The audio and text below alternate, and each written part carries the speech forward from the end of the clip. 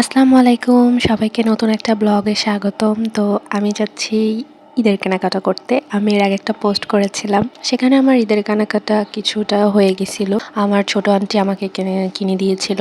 তো আজকে আমি আমার আম্মুর সাথে বের হব, আরও কিছু টুকটাক কেনাকাটা করা আছে সেটার জন্য। তো মার্কেটে প্রচুর ভিড় ছিল। তোমার হাঁটার কোনো প্রয়োজন নাই, তুমি যদি দাঁড়ায় থাকো তুমি মানুষের ধাক্কায় ধাক্কায় অনেক দূর চলে যেতে পারবা, মানে এমন একটা অবস্থা ছিল ওখানকার। তো এখানে এদিকে কিছু কেনাকাটা ছিল, জামা কাপড়ের, বাচ্চাদের কিছু কেনাকাটা ছিল চন্দ্রবিন্দুতে। ওখান থেকে কেনাকাটা কমপ্লিট করে তারপর আমি যাই, আমার একটা ব্যাগ কিনতে হবে, সেই ব্যাগটা কেনার জন্য। তো আমি ব্যাগটা কিনতে গিয়েছিলাম বরিশালে। একটা নতুন আউটলেট হয়েছে, পশ প্যালেস বাই জায়ানা, টুইন্স বাটারফ্লাইরই সেকেন্ড একটা আউটলেট, কাশফিয়াপুর। আমি সেখানে গিয়েছিলাম, আর ওখানে অনেক নতুন নতুন ব্যাগ কালেকশন এসেছিল। আপুরা সবকিছু শো করতে পারে নাই। তো এই যে দেখো কত ভিড় এখানে, মানে সবাই। আর ভিড় হবে না কেন, এত সুন্দর কালেকশন এখানকার, আমি তোমাদেরকে দেখাবো।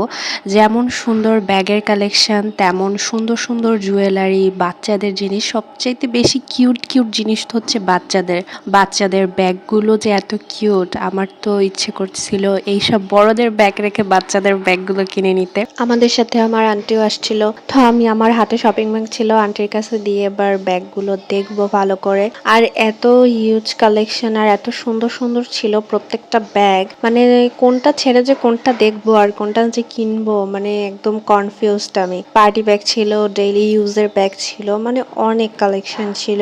আরো অনেক কালেকশন ছিল যেগুলো আপুরা এখানে শো করতে পারে নাই। ব্যাগের কোয়ালিটিও যথেষ্ট ভালো ছিল এবং প্রাইসও খুব রিজনেবল প্রাইসের মধ্যে ছিল। এই দুইটা ব্যাগ নিয়ে আমি কনফিউজড যে আমি এই দুটোর মধ্যে কোনটা সিলেক্ট করব।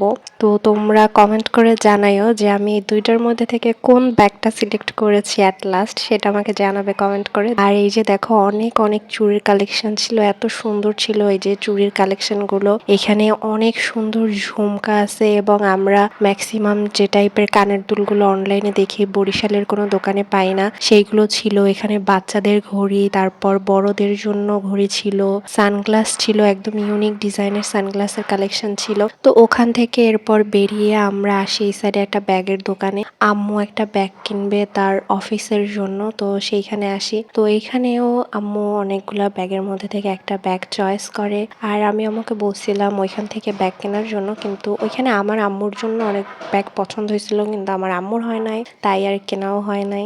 এরপর চলে আসি টুইন্স বাটারফ্লাইতে। এখানে কিছু মেকআপ আইটেম কেনার ছিল, তো সেগুলো কিনবো। আর এখানে আসার পর আমার মনটা খারাপ হয়ে গেছে, কারণ আমি যে ফাউন্ডেশনটা কিনবো আমার শেডটা ছিল না, এই জন্য কিনতে পারিনি।